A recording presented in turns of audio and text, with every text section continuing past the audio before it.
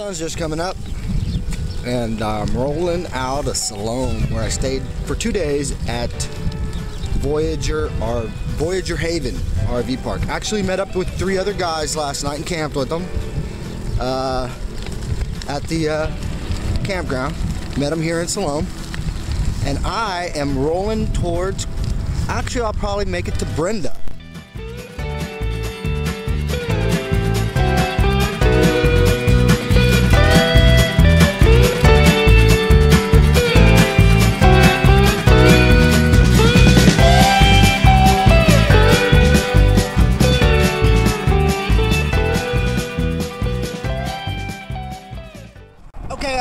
I just left Hope, Arizona, and there's a gas station there and a small RV park, and I'm on my way to, let's see, Brenda, and what's the other town? Winton, or Welton, no, it's Winton, and then I'll be in Quartzsite. Blythe is 51 miles away.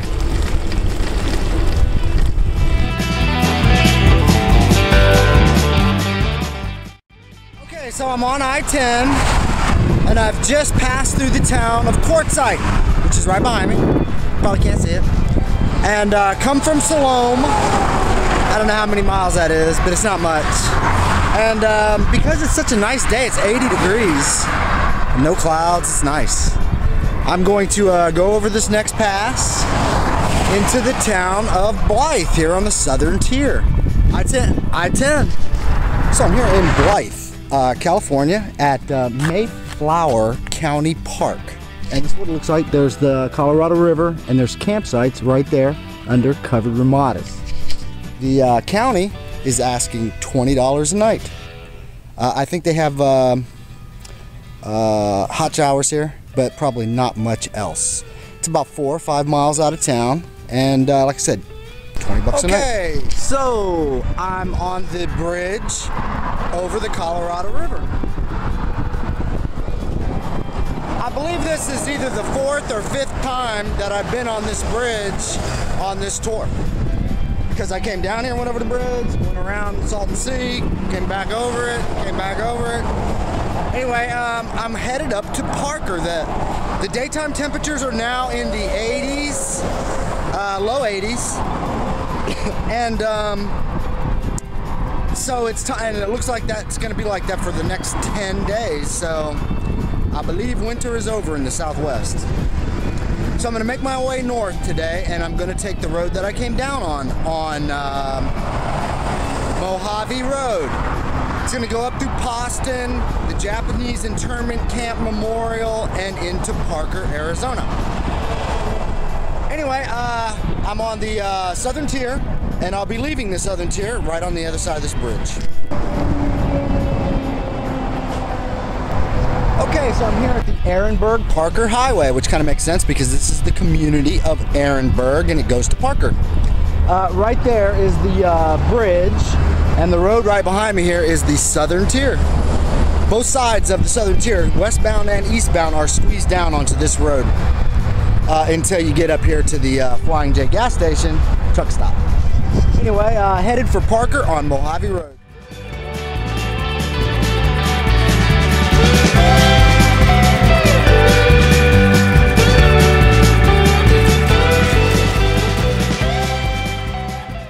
Okay, so I'm here in Poston. Right here is Mojave Road, and there's a gas station. They also have a country store, pretty good selection of stuff, but that's it between Blythe and Parker. This is the only place in, or the only stop that has a store or anything.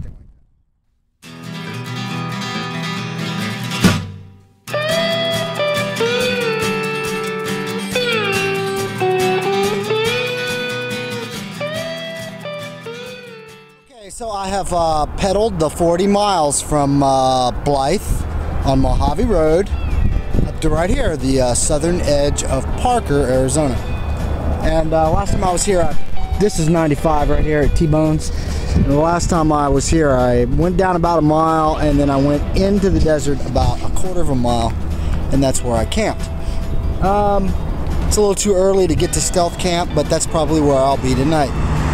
I'm gonna move, I'm gonna go into town and pick up some supplies and maybe get on the internet a little bit, because I've got about almost 3 hours of light left. So right here in Parker, Arizona, coming up the 40 miles from I-10 at Blythe, California. So I'm here in Parker, Arizona, and I went over to the Walmart and to look for a new inner tube. They had no inner tubes, and amazingly, there's a gentleman named Gus who is here on the side of the road, and he has a mobile bike shop. And there's Gus right back there, and hello, and Mary. And I'm gonna buy a new chain and a new inner tube. That's what I'll be needing. And just want to say thank you very kindly, Gus and Mary, Mobile Bike Shop in Parker, Arizona. Thank you very much, and safe travels. Thank you. Same to you. Okay, so I threw my new chain on down at Gus's bike shop in Parker, and I'm on Arizona Highway 95. Headed north. Got a good shoulder, about 6 foot. I've actually traveled this on the way down, so I know this is a good road to travel to Lake Havasu City. I'm intending to camp on BLM land, both on the south side and the north side of the city, of Lake Havasu City. There are BLM designated campgrounds. The one on the south is called Standard Wash, and the one on the north is Craggy Wash. Both of them have a 14-day limit.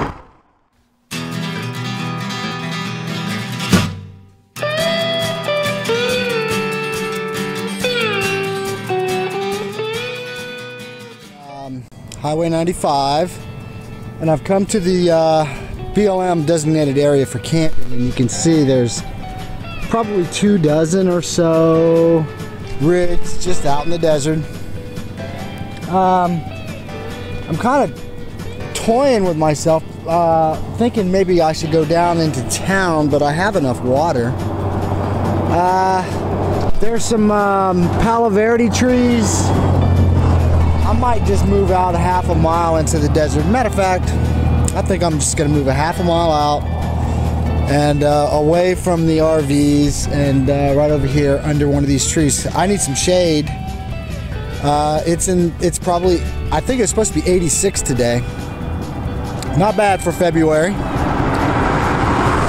So I'm just gonna march it right out here and find a tree that I can get some shade and that I can lock the bike to tonight. Okay, so I've pushed the bike out here. I probably am out a quarter of a mile. But Highway 95, that will mostly be daytime traffic. So after 8, 9 o'clock at night, there won't be any more. You can kind of see cars, how far I'm out.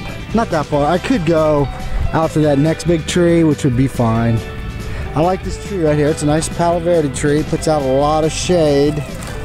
So it gives me a place to sit and read.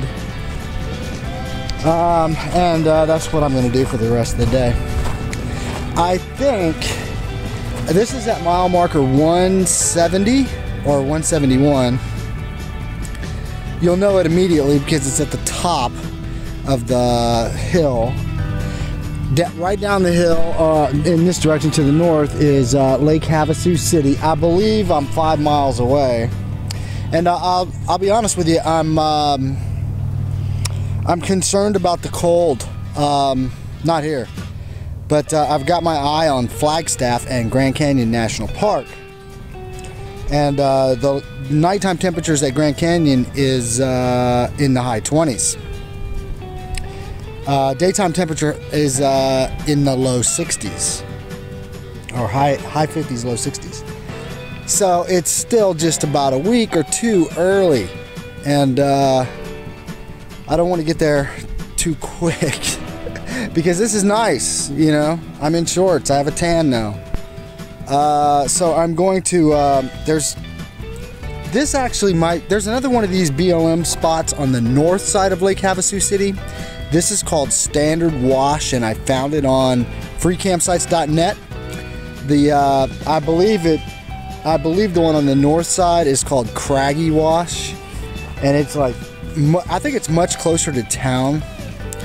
Like, it's closer to the Walmart. I think it's like 2 miles away from the Walmart. 5 miles from town is no big deal. It's downhill there and uphill on the way back. And I would probably haul, and I have about 2 liters of water, which is fine until I get to town tomorrow. I'm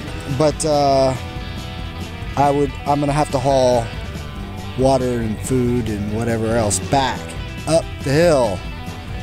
But free camping, 14-day limit.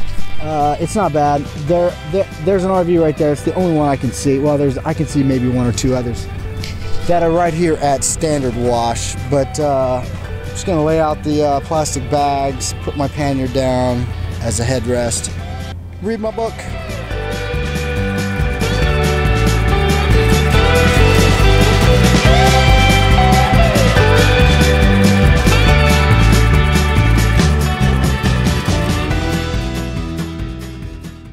Good morning. I just arrived in Lake Havasu City.